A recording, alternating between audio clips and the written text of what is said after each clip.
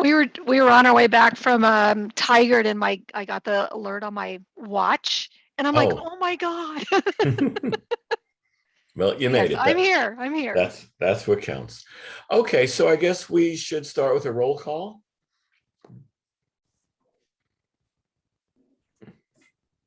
Melanie? I'm here. Melanie? I'm here. Brenda? Jennifer? Here. Ned? Here.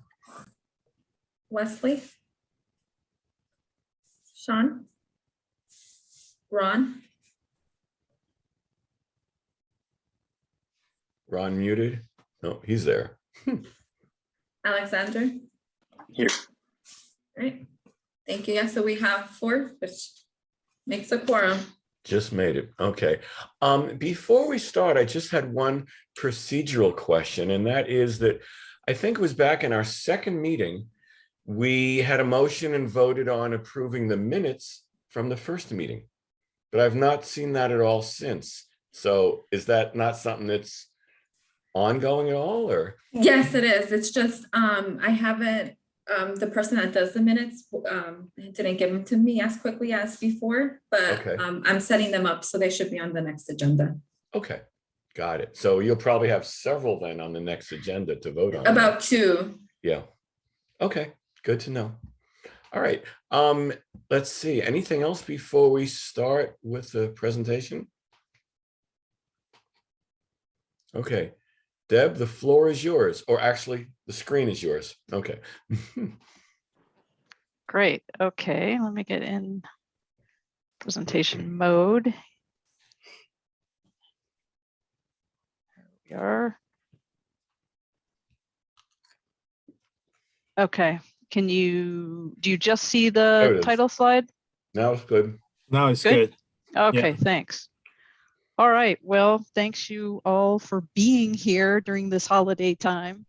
I know water rates may not be the most exciting thing, but it's nevertheless important, and appreciate your being here. I will go through this as efficiently as I can, and but as always, feel free to ask questions.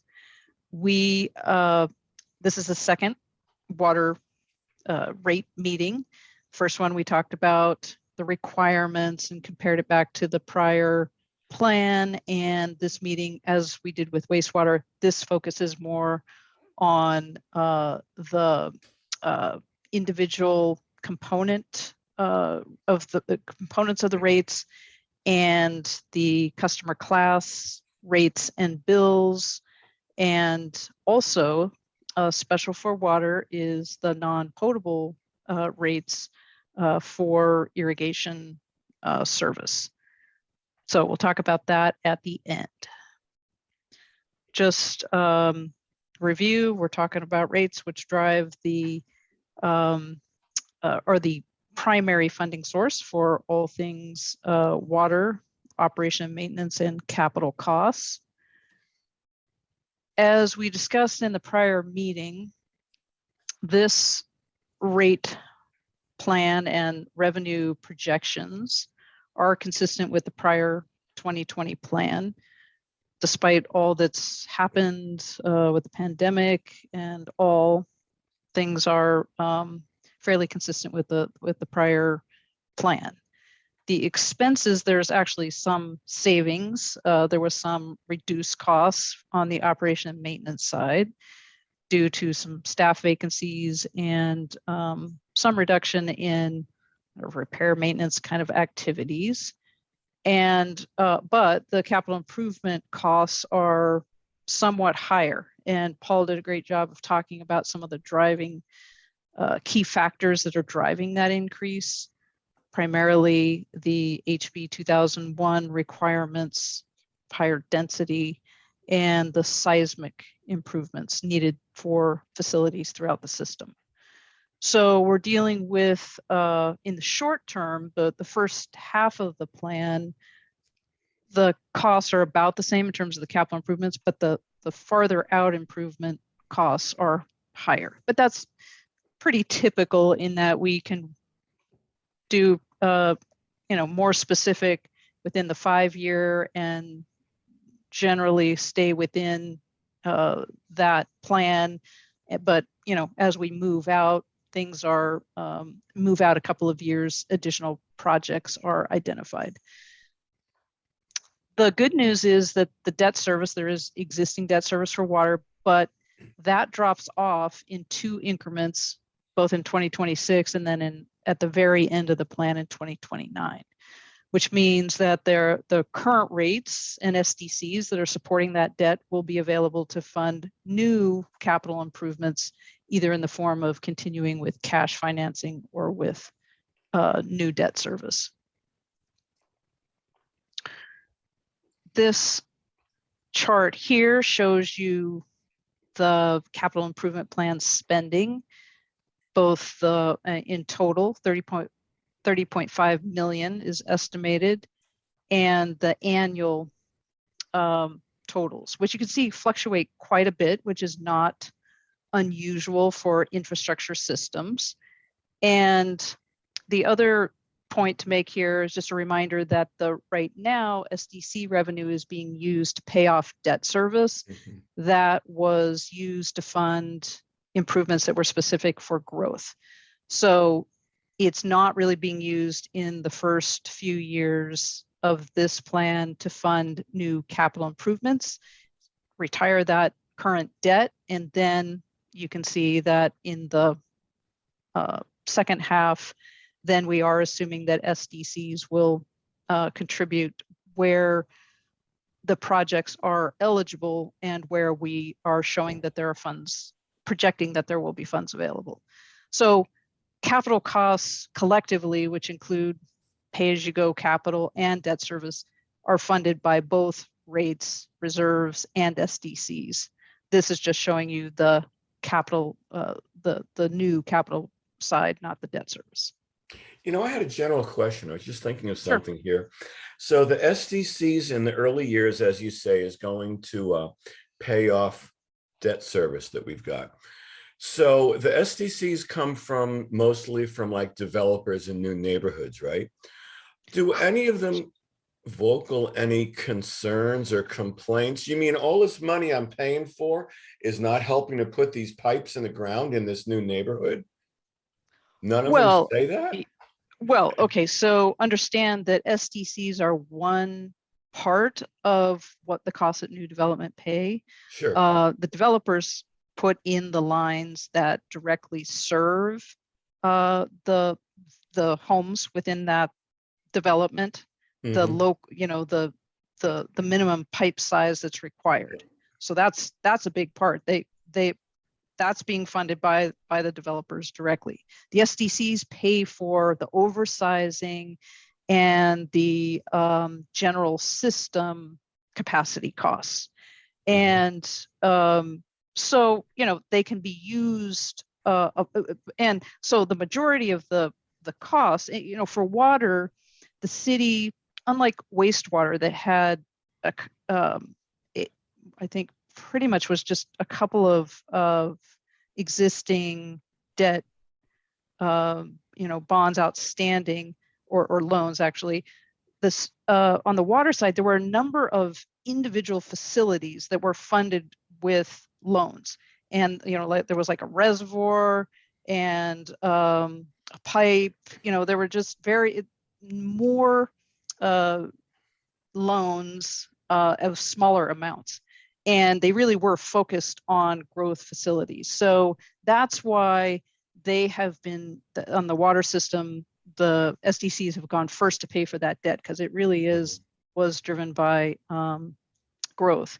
Okay. And so, it takes all, and we're going to talk about all the various functions of the utility, and there has to be capacity in all those functions and all those facilities to serve growth. And since the developers pay for most of the pipes, then the SDCs go to pay for the larger facilities. Okay. But that's not to say that there isn't concern that are raised by new development when it comes to SDCs generally. Yeah. So the financial plan, this is the chart that we looked at last time, which shows the individual cost components. And the red line is the projected revenue, which in this case starts out at a 4% per year slope and then decreases slightly to 3%. So there is some assumed reduction in the rate increase slope when the first debt issuance that is retired within this period drops off. So things are projected to improve in terms of lower rate increases. However, in the short term, this plan continues to assume a 4% as we had projected 2 years ago when we put that plan together. And as I said, the capital costs have actually increased since that plan. That was offset in part by some savings in terms of operation and maintenance costs, but there are still significant needs. And the rate increases are projected based on the need in the for the expenses, to try to have the utility be the utility needs to be self-supporting, but how much is drawn from reserves? You can see early on, we do draw down some reserves, and then they are, that's the black and the gray lines. And then those increase some, then kind of come down. It's just kind of the reserves help to smooth the rate line by backfilling when the red line is below the expenses that are projected for the year, and then we add to reserves when the rate revenue is projected to be higher. Question relating that to a couple of slides earlier, where you said we're going to have higher capital costs with this new HB 2001, which is going to be later on. So this graph is taking those higher costs into account, and we're still able to lower the increase by 1%? Well, the prior plan also assumed that the 4% was only through 2026. That when that debt service drops off, that there was some additional capacity for funding capital. And so, it's still the plan, as you can see from the ending fund balance, the black line and the gray line still meets the dashed line, which is what we've established as that minimum target. It's not to say you can't and shouldn't, that more reserve is better, but there's always that tension in trying to balance the affordability concerns with the financial flexibility, resiliency of having more reserves. So this, given that the 3% still having the 4% early for a few more years and then dropping at 3% still meets the reserve target, and was slightly more favorable in terms of an ending reserve than the minimum dash line shows. Okay. So getting into the rates themselves, 3 components to the rate schedule. The first is the service charge, which is the flat dollar per month, no matter what kind of customer you are, no matter what size meter you have. The meter charge increases with the size of the meter, both for potable customers and non-potable. There's one non-potable customer that has 2 different meters. You can see at the bottom here, 4-inch and an 8-inch. So I just showed those. And the rates differ based on the class of service, i.e. if you're a potable versus a non-potable. You can see a non-potable 4-inch pays less than a 4-inch potable. So everything above that doesn't say non-potable is potable. On the volume side, each customer class has a different rate per volume, unit of volume, which is measured in 100 cubic feet. And that is reflective of the different services provided, not in terms of the product. So everybody gets the potable service, except for the non-potable, but because of the type of demand, and we'll get into that here. But you can see that there's a pretty significant difference in the unit price you pay, lowest being the non-potable because it's a lower quality of water and requires fewer facilities. And then within the potable class, you have multifamily residential customers who pay the lowest cost per unit and irrigation that pays the highest. And you'll understand why as we walk through these next charts.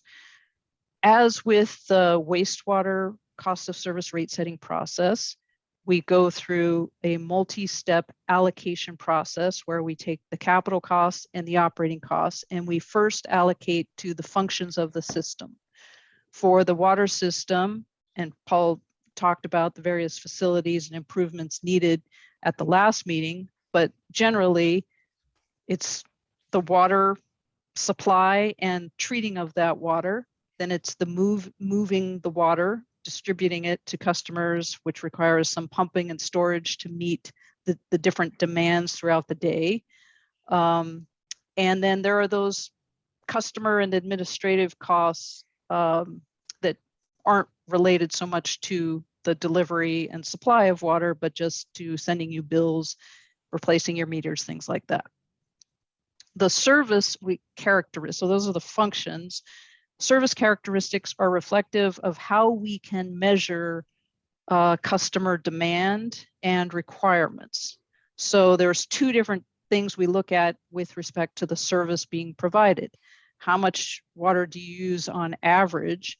And how does your use during the peak demand period, how does it relate to other customer classes? And that's what drives the differential rates, is that some customers require significantly higher demand during the peak period relative to their own average demand. And other customers use water more evenly throughout the year. And there are significant costs associated with providing peak capacity. The final step is to allocate costs to the customer classes reflecting those demands, and then we design the rates to recover the costs from those three different components in the rate schedule. So no changes to the rate schedule. The rate components have been developed or recommended as part of this. Those are the standard components. But each time we do this update, we look at the costs, this capital improvement plan, what the fixed assets, those are the facilities that are in the ground or on the ground today, how they relate back to these functions. And that leads to some shifting of costs to the different customer classes.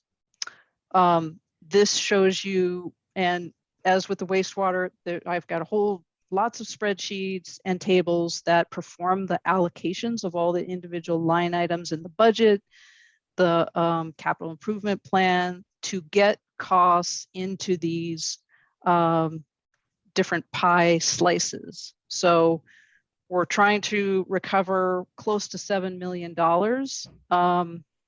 from the rates overall. And when we allocate the cost, that overall cost out to these different slices, you can see the percentages of costs as it relates to these functions. So supply and treatment are about 30% of the total costs. Then we've got storage and pumping, transmission, distribution, all with 10% or less individual slices. Meters at 28%. And meters, this is not just the costs associated with maintaining and reading the meter, the customer meter. I'll talk a little bit more about what else we're including in this meter category in the next couple of slides. But then the final direct allocation slice is the customer services, and then there's support is the general administrative costs, which are the, what is transmission? How does that differ from distribution? Paul, would you, or Karin, can you help me out there? Yeah, transmission is pretty much more like the trunk line from the water treatment plant to a point that usually carried by much larger pipe sizes. Okay. And the distribution is almost kind of like the next level of a system that Right. takes the transmitted water and then get into these individual users. Okay. Using a street analogy, is almost like major highways and the smaller ones, residential, that sort of thing, just to give you sort of the analogy. Does that help, Okay. Ned? Yeah, Okay. got it. Thanks. All right, welcome. And relating that back to your other question about what the developers pay, the developers will put in part of the distribution system. The transmission system is what's funded by the city, but the city also has to fund some of the distribution capacity as well. So ultimately, we're trying to get the cost then down to these 4 components: the peak demand, the average demand, and then the meter and billing components. So average demand is just, those costs associated with the water supply and providing a base level demand. And while the peak demand is related to the extra capacity that's needed in the system to meet the peak demands. And the water systems are evaluated generally based on both the peak day and the peak hour. And then we have the meter and billing. Part of the meter capacity costs that are included as meter include things like the costs associated with providing capacity for fire protection and some of the fixed costs of the system. Because recall from previous meetings where we've talked about the importance of having the rates recover 30 to 40% of the cost from fixed charges, and doing it on meter capacity recognizes that customers with larger meters have higher requirements generally in terms of fire protection. It costs more in terms of serving industrial and commercial customers meeting fire protection needs, as well as just kind of a availability to serve charge. Because even if you're not taking water, the city has to be prepared to deliver water to you. And so the meter capacity component includes meter costs as well as some of these other costs. Billing, I think, is pretty self-explanatory. To better understand the average and peak demand costs, this graphic might help. That these pipes that we've been talking about for much of the year just may carry, maybe half full or less. But during peak demand seasons, oftentimes may be much closer to capacity. And this is the case with reservoirs and pumping as well, that we tend to utilize more capacity of the system because it's designed to meet those peak demands. So even though, those costs are, that capacity has to be maintained and paid for in the form of debt service and other things for the facilities year round, regardless of, even if it may be that just a couple of months out of the year that we have that capacity being utilized. So the rates recover the costs, the peak costs throughout the year, though obviously your water bill is more when you're using more because it's in part due, calculated based on your demand as well in any given month. These 2 charts just show you kind of the extremes of multifamily. Recall, as I said, has the lowest rate, which is reflective of its much flatter use in terms of, we look at from year to year, month to month, the fluctuations in demand it's a little lower than the red, the blue is a little lower than the red, then it's a little higher, and then, but not major swings in demand. Whereas in case of irrigation, which is really needed during the summer only, and some more minimal use in the shoulder months, that there you see, much more significant peak relative to average use.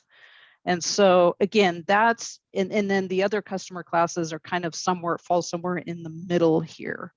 But that's just gives you a sense as to the extreme. So these irrigation customers with that big, area under or above the red and below the blue, they're, pushing more of this pipe to fill.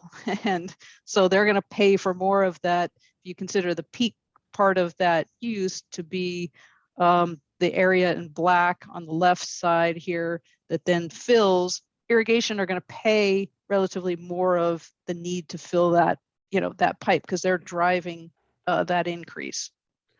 Are the irrigation customers using potable water for irrigation? They are, except for the one customer that's on the non-potable system. But Right. When we get to discussing that, Paul or Karin can talk about their limitations on who can use non-potable, what uses there are, where the infrastructure is currently, those sorts of things. So, Okay. yeah. This chart just shows you, so when we go through all that allocation process, slice up the pie, the cost pie into the functions and the service characteristics, and allocate costs to customer classes based on these 2 new years, which are, here what I'm showing you is the current 21-22, which is the last year of the current rates, and then of the 2-year rate setting that this committee is going to make recommendations about. 23-24 is the last year. So this just shows you where you are today and where you would be in 2024 if the rate increases as are shown in this presentation are moved forward. So residential customers are more than half of the total revenue right now, reflecting both the fact that there's lots of them. They're, the highest number of accounts, and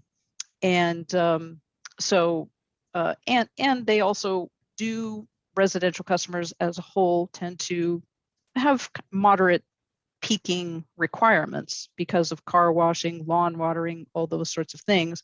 You don't tend to see residential customers with separate irrigation meters, whereas the irrigation meters are really tend to be secondary services associated with public agency, industrial, commercial, even multifamily customers, where there's a large irrigation use that's segregated with a separate meter. So single family really has kind of combined its irrigation use within its other uses. And so you can see, as a result of the updated costs and cost of service, that residential would increase slightly as a percent of the total, go from 54.8 to 55.3, about a 0.5% increase. Where there would be reduction, multifamily stays about the same, commercial goes up a bit, industrial stays about the same, irrigation slightly down. And this is reflective of the fact that when we do these updates, we've got two more years of information that we can look at customer requirements in terms of service and importantly the peaking factors. And irrigation peaking factors and peak use continues to be the highest. It's just that when we take a rolling average of the use, so that so that we can minimize significant shifts from, update to update. But in this case, irrigation increased less, their peak use increased less than some of these other customer classes.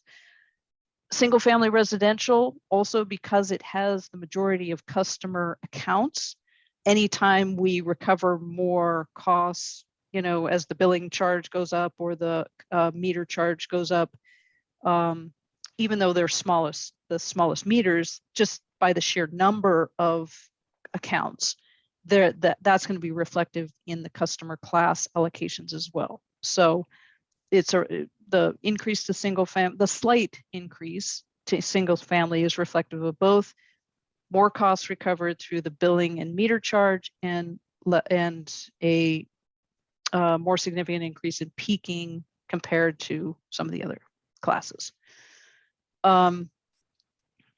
As we've talked about, this meter charge helps balance the fixed and volume cost recovery.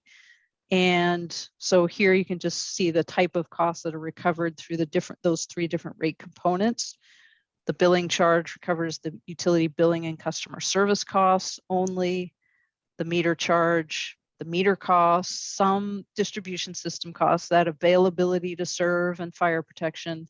And the volume charge then is both the average and peak demand costs associated with supply, treatment, transmission, all the rest of the functions of the utility. This just shows you the updated rates with that 4% increase, both in 2023 January and January 2024. The billing charge is the smallest component. You can see there the increases, 25 to 30 cents or so. The meter charge by meter size, and then those volume rates. So we still have the same, wide range of volume rates. Multifamily still being the lowest, irrigation being the highest. It's just some of them go up at different percentages. We'll show that with the slide that has the bills. This rate plan would increase slightly at about the same rate that we have been the portion of revenue recovered through the fixed charges, and the meter and the billing charges together represent the fixed charges. So you can see we've been gone from 2016 from 23% to about 32%. So this would take it to the next increment, 33 to 34%, and within this 2-year planning period. So the system-wide increases, revenue increases are 4%, as I said, but when we were looking at the financial plan, that's the overall cost pie. But you can see that a typical customer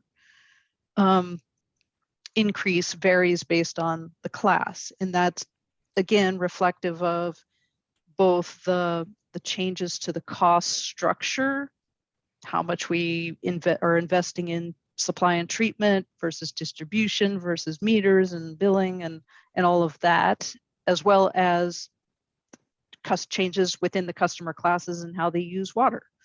And so that's all reflected in here. There's not, any major deviations, what I would call major deviations, but 4% average, you're going to have some below and some higher. And sorry, excuse me, Deb, is there a reason why for irrigation the percent change is so low, only 1.9%, considering so much water goes to it seasonally? Oh yeah, it still pays more. That rate is many, many times. Well, it was almost twice some of the other rates. Yeah. So this is just showing the percent change that rate goes up about half the average of the system-wide average, because irrigation customers are already paying very high rates, and their usage characteristics have remained stable or have in fact decreased with in terms of the peak demand requirements, and while other classes are contributing more. Industrial is a great example, actually. It the peaking factor and its peak to average use increased significantly in this rate setting process, which is why it has the highest percent change for a typical customer bill. The fact that irrigation had the opposite, it means that its rate goes up less than the average, but it still goes up, and it's still, irrigation customers are still paying by far the highest rates. But then their rate doubles, or the increase is twice as much in the next year. Well, everybody, so the cost of service is, I mean, we could smooth that to have it be more even in the 2 years, but what happens is the cost of service is updated in 2023 mostly, and then in 2024 you have generally the 4%, closer to the average. The difference, where I say it's close, is that the billing charge and those fixed charges increase incrementally 2023 and 2024. That's why you don't have it it's not a straight across the board 4% applied to all rate components and customer classes. Mm-hmm. So, but the 2023 rates adjust for the changes in the usage characteristics that have been incorporate the last 2 years. And so that's why you see more variation relative to the average of the system average in the first year than you do in the second year. But again, I mean, if there was concern about that, we could smooth that and show, 3% or something like, Mm-hmm. but this is just the way the numbers shake out, basically. Okay. So for the residential class, the bill increase is about a little over $2 a month increase. And then obviously, if you use more water, then your increase is more. We looked at the comparison for these same communities for wastewater. Newberg was the highest. And you can see in this chart for water only that Newberg is third from the right. And similar that you can see down below the total bill, there are 4 that are $50 or over, and the current bill for 700 cubic feet, which is a typical residential customer, is just over $50 a month. This chart also helps you see how the total bill breaks out between the fixed and the volume. And while Newberg is third from the right, the fixed portion is still lower than as a percent of the total than most of the other cities that are shown on here, with the exception of a few. So again, the need to reflective of the industry trend that increasing those fixed charges relative to the volume charges being an important consideration. So I was going to go into talk about the non-potable water rates, unless there's any questions on the prior stuff. We can always come back at the end with discussions on both. So however. There must be more to the story if someone lives in West Lynn, doesn't matter how much water they use, they still pay a fixed amount? Yes, so West Lynn has so in some cases, and this was historically more common practice, that the fixed charge includes a quantity allowance. Mm-hmm. So you get to your fixed charge that you pay includes the first for example, 700 or 800 cubic feet of water. Okay, And I then see. when you exceed that, Got it. then you pay an additional component. That's pretty unusual these days to have that amount of usage within the fixed charge, because Mhm. you know, you want to give customers on the lower end a break if they use less. It's a great thing in terms of revenue stability, but for affordability for smaller users and for sending a conservation price efficiency signal, there's no incentive to use less than what's the minimum quantity that's Right. included. So that's why that practice has lost favor in generally. Okay, non-potable water.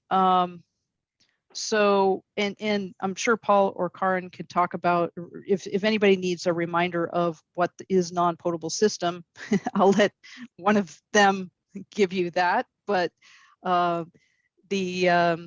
just say that these are, that when the city developed this water source and started being able to deliver it, then the Citizen Rate Review Committee at the time was involved in establishing, considering what options there was, methods for charging for this special product. Special because, you know, there are only a few customers, and it doesn't use the same facilities as the potable system.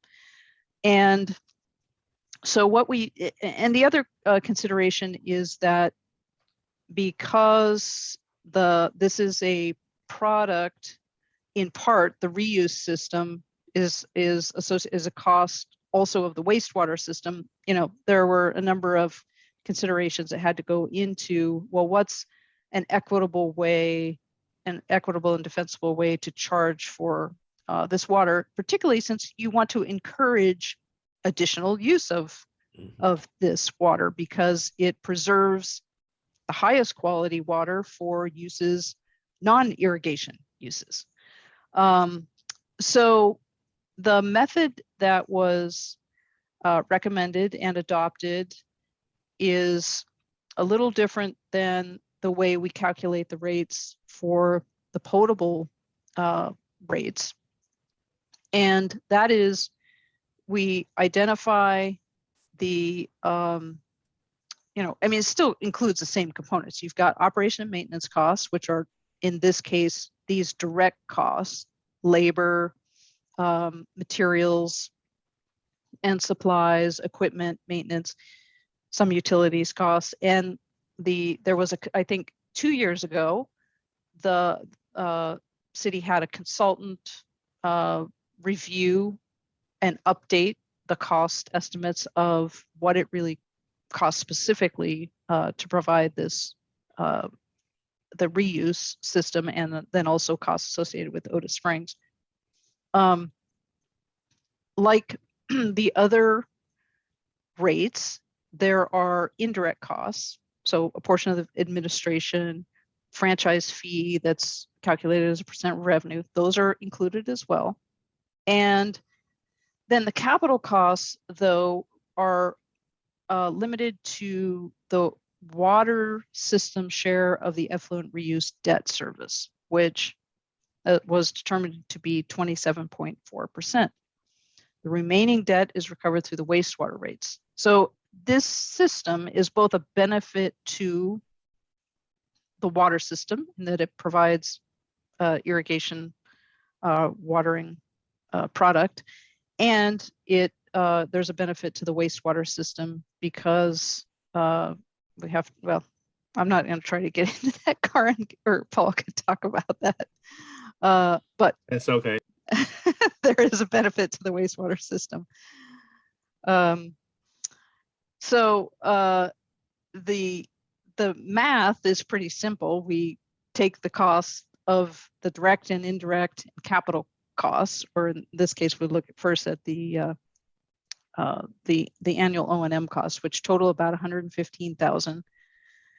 We divide that by the annual volume sold based on an average, because with the irrigation and this customer in particular, it fluctuates quite a bit based on weather and other water supply and just a number of different factors.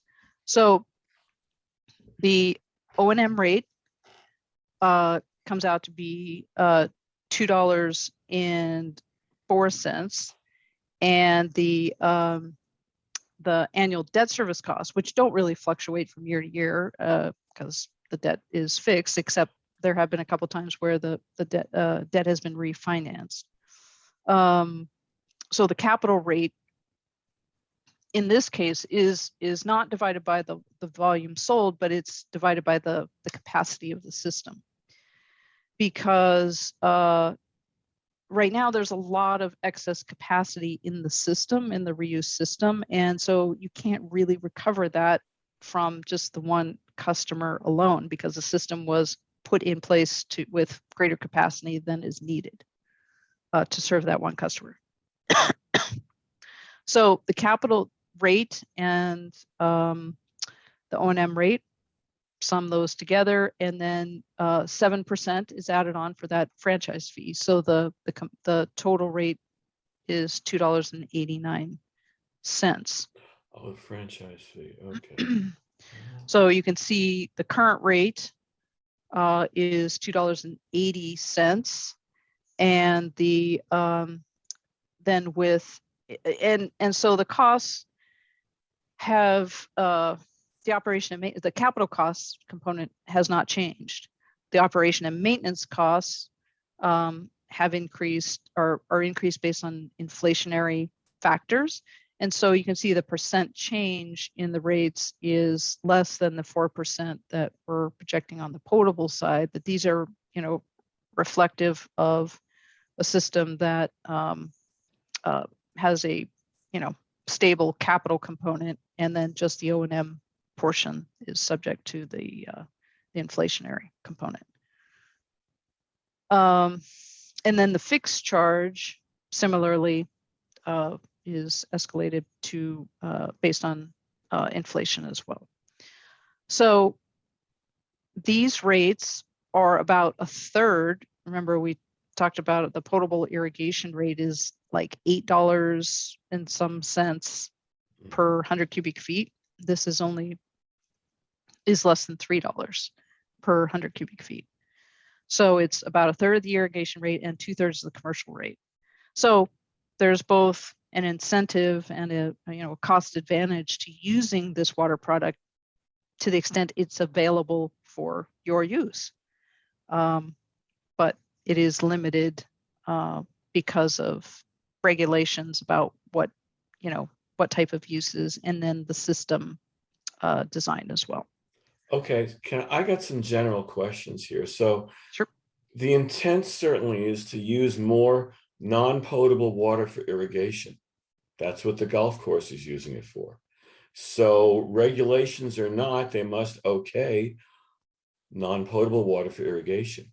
With the irrigation rates that you've shown us so high and potable water so much lower, what's the hurdle?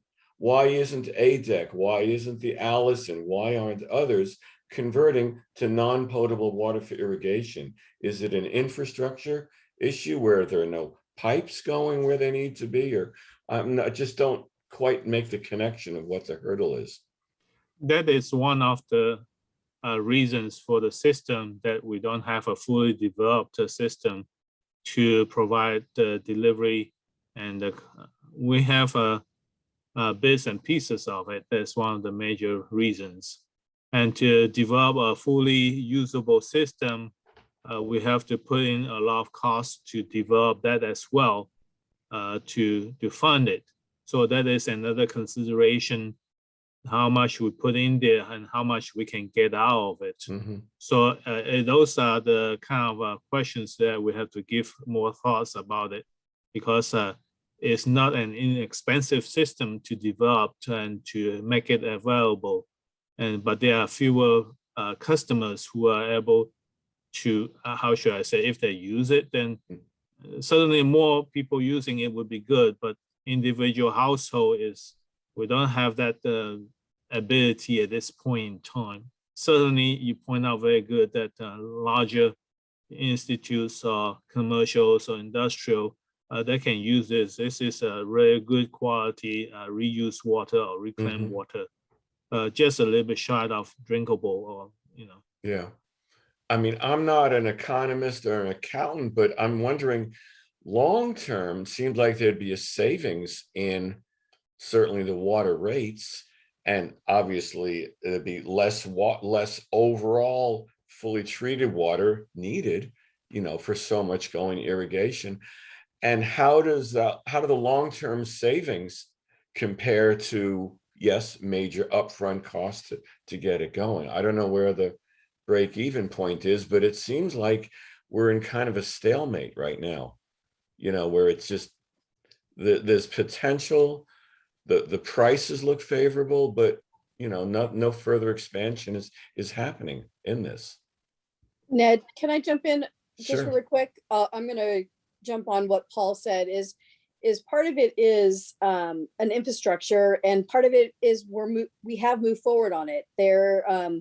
We are really close to having the Allison and ADEC being able to use part of the non-potable system. The problem is that we have to do some pumping. We have to redo some stuff at the source because right now it's not designed to serve anybody except for the golf course. Okay. So Yeah. there's work that has to be done there. And the reality is, because we don't have other users on this system, that the potable users have to subsidize those costs, those infrastructure costs. Yeah. Right. So we try and balance that, right? We're trying to get the pipe in the ground because it does have to be a completely separate pipe system. That's right. But we also have to do some work at the source for pumping and some of those kinds of things. And how much potable rates do we use? Because we're trying to keep the rates down, right? Yeah. So there's a struggle that we're working through. The other reality is that a lot of these facilities that are already constructed, if they didn't construct non-potable pipes through their system, in order for them to use it for, say, irrigation use, they would have to completely redo their system. Yeah. Because right now they're all mixed. So Right. there's some good and bad, and again, we're trying to balance all of those issues together. I think I said at the last meeting that the council has requested that we write code language that requires, excuse me, especially for new facilities, that if the non-potable system is available to them, they have to use it for irrigation and possibly for processed water if it works, because some processes need very specific things. But Sure. Because that's the other thing, is right now there's nothing that, even if we had a fully developed system, there's nothing other than the cost that requires them to hook up to that system. Because there's things that they have to do on their property too. They have to note that they're using non-potable. They have to put signage out and some of those kinds of Sure. things. And some people have issues or concerns with doing some of those kinds of things. That's So true. it's a balancing act. We're trying to move in that direction, but we're also trying not to spend a whole lot of money on the other side. Right. One last question related to that. One of the capital projects you talked about early on was like there's over $1 million in improvements to Otis Springs. Will that, when that's completed, will that make it more of an attractant or more of an incentive, maybe, if the facilities more amenable?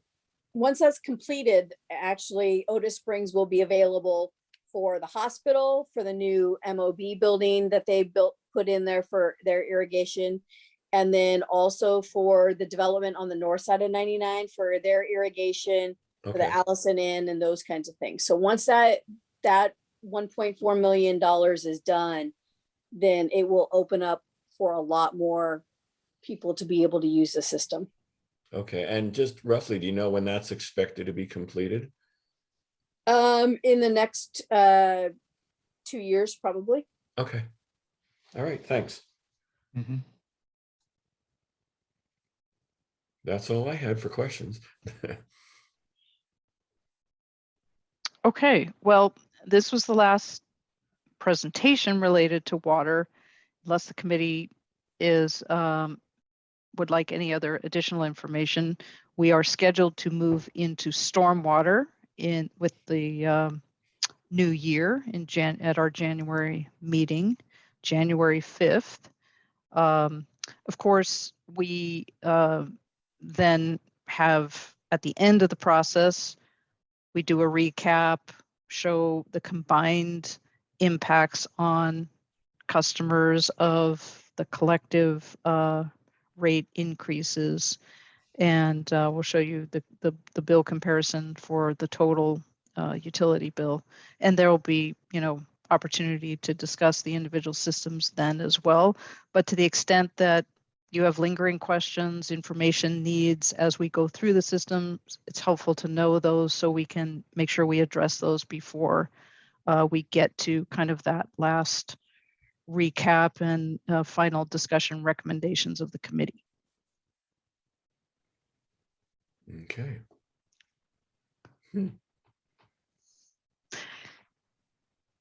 I've exhausted all mine. It's okay.